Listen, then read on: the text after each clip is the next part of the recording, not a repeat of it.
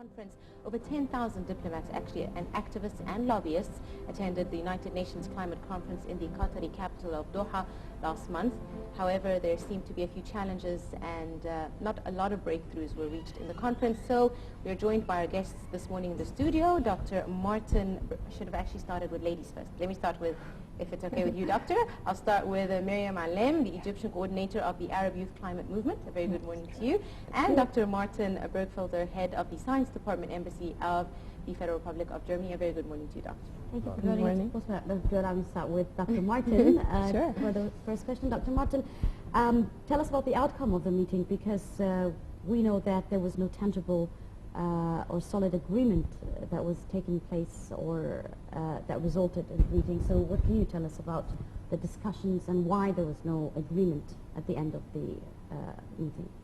What we are talking about is the International Climate Change Conference in Doha that took place end of last year. This is happening every year under the United Nations Convention that is meant to deal with this subject. Every country comes together. It's a consensus-based decision, so every country has to agree. So this usually takes some time. We didn't expect in Doha to have the breakthrough, but for what it was meant to fulfill, it actually delivered.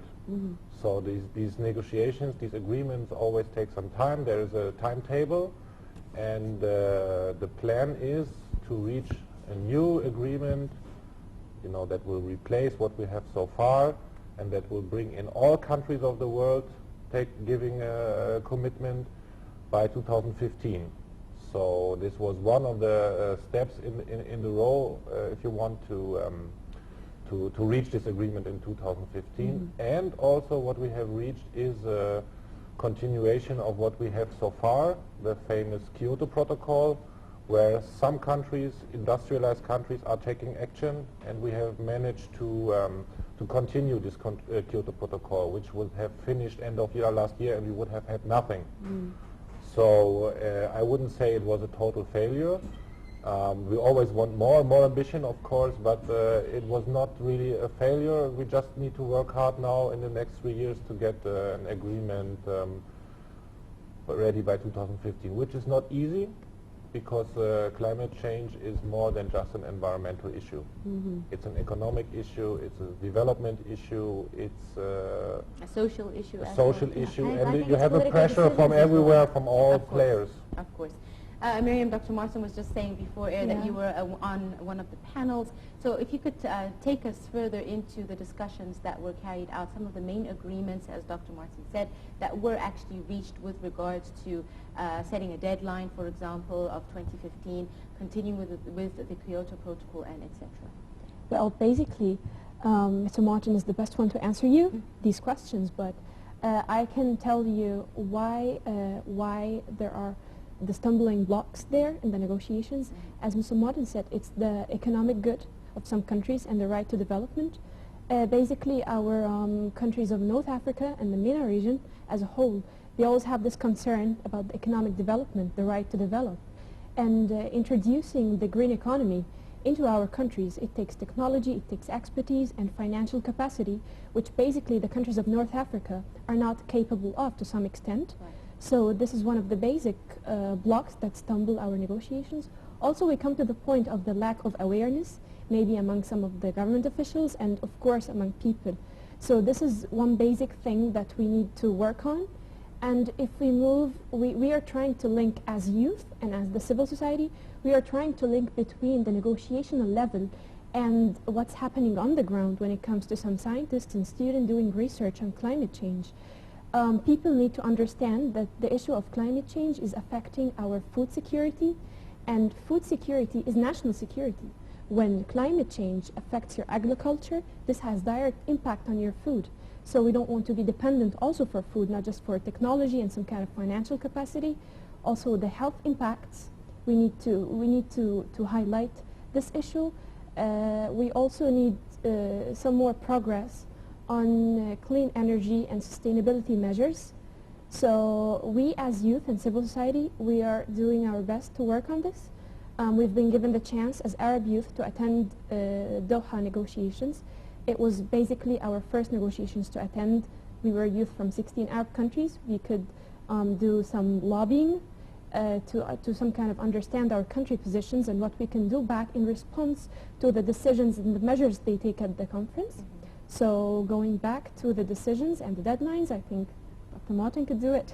Yes, Dr. Martin, now, in addition to that, I would also want to ask you another question, because climate change is a global issue. It's not only that concerns the EU or the United States, it also concerns the Arab region, even though we have problems, as you said, starting from technology to financial capacities that we have to try to solve within the years to introduce this kind of healthy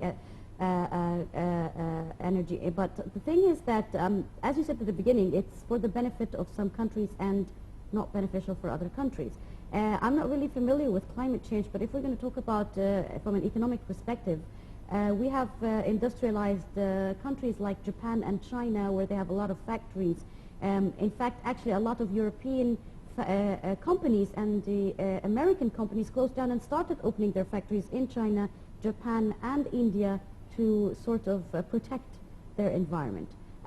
Were those issues discussed among the experts in the meeting, and were those maybe the reasons why there were disagreements?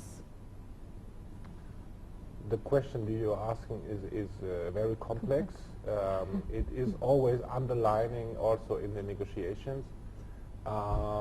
First of all, you have to know, and this I think is obvious, for the environment it doesn't matter where the pollution or the greenhouse gases come from. So for the earth to warm and for all negative effects, whether these emissions occur in China or in Egypt or in the US or in Germany, that doesn't matter. So a lot of production, not in Germany so much, but a lot of production in the US has moved out of the US in the last 30, 40 years, but not mainly for environmental reasons, but for cheap labor costs, basically. And you can see that this has in China affected the environment locally also very much. And you can see that already some production, because China is stepping up its regulation, also is moving out of China, because the labor cost in China is going up, and also the environmental regulation in China is going up. So some of the factories are already moving from China to the Philippines or other Asian countries. So there is an issue in terms of calculating responsibilities. The Chinese sometimes use this argument of saying all these emissions that we are producing in our countries, these are Western emissions because we are producing for the Western market. But this is, in the end, we are all together in this, and you can only solve the problem if you tackle the emissions where they occur. So if you want to control the emissions by Chinese factories, you have to work in China. Whoever pays for this, but they occur there, so you have to stop them there. Let me just add one thing. One thing is the Doha conference that was happened last year, but we had 1 week ago in the Cairo climate talks, this is something the embassy is doing every month, we had this issue here in Cairo. We discussed it here with the Minister of Environment and Mariam and other people, and this was actually very positive. The new Minister for Environment, Dr. Fahmy, came, discussed with the people, was very open also to involve civil society in views in the decision making. So I see some progress in Egypt also in terms of willingness to listen to young people and to civil society and to people who want to move forward in this country. And we, of course, as Germany are willing to help and whatever we can do to push this forward. Indeed. Mariam, I want to ask you, as the coordinator of the youth, the Arab Youth Climate Movement. Yes. Sure. What is the role that you are playing now, especially with regards to dealing with climate issues on the ground here in Egypt? Okay, basically we noticed there was no noticeable participation of youth in the past, or let's say it's Arab youth basically, in the past negotiations. So we launched the Arab Youth Climate Movement. It's just 5 months old. Here in Cairo, we are from 16 countries. We are basically activists, climate activists. We are trying to understand what's going on in the negotiations, our country positions, what are the blocks that are facing us, and then we come back to our countries and respond to it. We are currently working on our capacity building to understand the scientific solutions, the possible scientific solutions. How far is the government going on with it? We are getting in contact with our government, and as Dr. Martin said, the newly appointed minister, Dr. Fahmy, he promised that he will bring it up to the parliamentarians and he would engage youth and civil society in the dialogue. So we are looking forward to that. What we did in Doha was we were following up the progress in the negotiations. We were trying to lobby our negotiators there to try to get the most of the information and to be taught on how the process is going. And we used to contact the media, because if we want to reach people and let them understand how the process is going, media is a very good tool. And we were very listened to when it comes to media, and we did some kind of action to grab the media attention and to grab also the negotiators' attention, that even got two of the Arab Youth Climate Movement deported back to their countries because of some direct action demanding leadership from the Arab countries and Qatar. On the national levels, we are trying to engage more youth in the fields of science, maybe from the Faculty of Science, Engineering, Economics. We are trying to work on our mutual capacity building and exchange knowledge concerning climate change, from economic to agricultural to energy, and try to discuss the possible solutions, and trying to find the possibilities of cooperation with our government in helping those youth do their projects. So, and we are just beginning, but seems it will go well if the government keeps their promises and tries to strengthen us while doing this.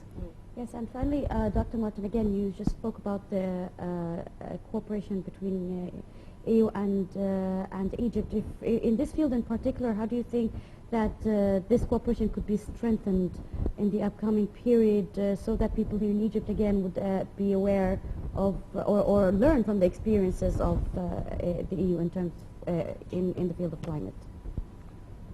First of all, it has to come, the initiative has to come from Egypt.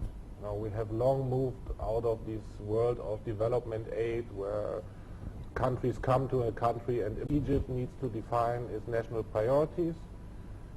Egypt needs to define what it really wants, and then we are there and can see what we can do. We are already doing a lot of things on the ground. On the academic side, we have a university here, the TU Berlin in Guna, who is doing practical research and practical programs, master courses in renewable energies, in water, in urban management. We have joint master programs between University of Cairo and University of Kassel, where we try to build the new generation of scientists and people who really know how to deal with this subject. Then we have huge programs of development cooperation, installing wind farms, solar power plants, coastal zone protection, agriculture research. There's a lot of things going on, and a considerable amount of money. But to step this up, to go even further, you know, it's the Egyptian government who has to have a vision and to have a plan and to have the willingness to implement this. Yes. And then we can go further. Okay. Right, I'm afraid we've run out of time. I'd like to thank you very much to our dear guest, Dr. Martin Bergfelder, Head of the Science Department at the Embassy of the Republic of Germany. Thank you very much, Doctor, for coming in. And of course, Mariam Allam, the Egypt Coordinator of the Arab Youth and Climate Movement. Thank you so much, Mariam, You're for welcome, coming. most welcome. Thank you very much, and that brings us to the end of our breakfast show episode for this morning. Thank you all for watching.